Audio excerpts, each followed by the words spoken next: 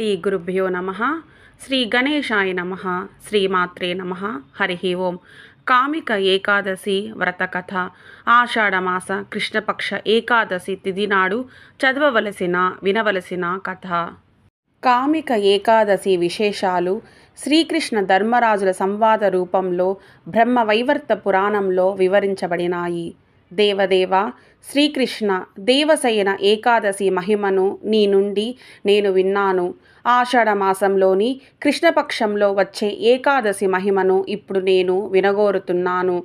దయచేసి దాని మహిమను నాకు చెప్పవలసినది అని ధర్మరాజు శ్రీకృష్ణుని అడిగాడు. దానికి ప్రత్యుత్తరంగా శ్రీకృష్ణుడు ధర్మరాజుతో, రాజా, సమస్త పాపాలను నశింపజేసే ఈ ఏకాదశి వ్రత వర్ణనను సావధానంగా విను.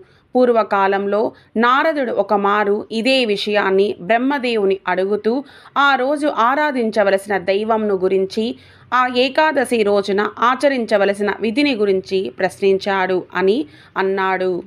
అఖిల జగద్గురుడగు బ్రహ్మ అప్పుడు సమాధానం చెబుతూ, ఆషాఢమాసం కృష్ణపక్షంలో వచ్చే ఏకాదశి పేరు కామిక ఏకాదశి. ఈ ఏకాదశి మహిమను వినడం ద్వారా మనిషి వాజపేయ యజ్ఞ నిర్వహణ ఫలితాన్ని పొందుతాడు. ఆ మంగళమయమైన రోజు మనిషి శంఖ చక్ర గదా పద్మధారి అయిన విష్ణువును ఆరాధించాలి.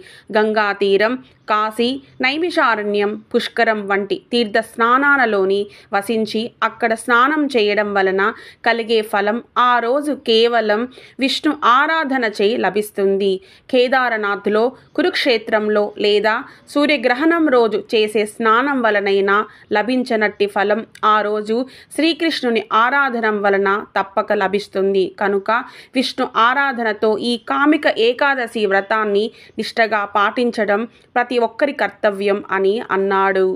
నీరు తామరాకును అంటని చందంగా కామిక ఏకాదశి ప్రభావం వలన మనిషిని పాపం ఏమాత్రం అంటదు. తులసి దళాలతో శ్రీహరిని అర్చించేవాడు సమస్త పాప విముక్తుడవుతాడు. తులసి దర్శనం సర్వ పాపహరణం. తులసి స్పర్శ దేహాన్ని పవిత్రం చేస్తుంది. తులసి ప్రణామం ద్వారా మనిషి రోగ విముక్తుడవుతాడు. తులసికి స్నానం చేయించడం ద్వారా మనిషికి యమరాజు భయం పోతుంది. తులసి మొక్కను నాటడం ద్వారా మనిషి శ్రీకృష్ణునితో కలిసి జీవించే భాగ్యాన్ని పొందుతాడు. తులసి దళాలను శ్రీకృష్ణ పాదార విందములకు అర్పించడం ద్వారా ఎవ్వడైనా విశుద్ధ భక్తిని పొందగలుగుతాడు.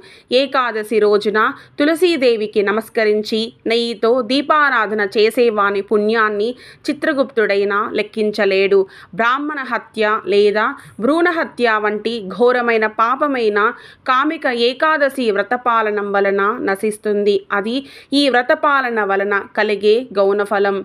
ఈ ఏకాదశి మహిమను వినేవాడు లేదా చదివేవాడు నిశ్చయంగా విష్ణులోకానికి చేరుకుంటాడు. ఆషాఢమాస కృష్ణపక్ష ఏకాదశి కామిక ఏకాదశి వ్రతకథ సంపూర్ణము.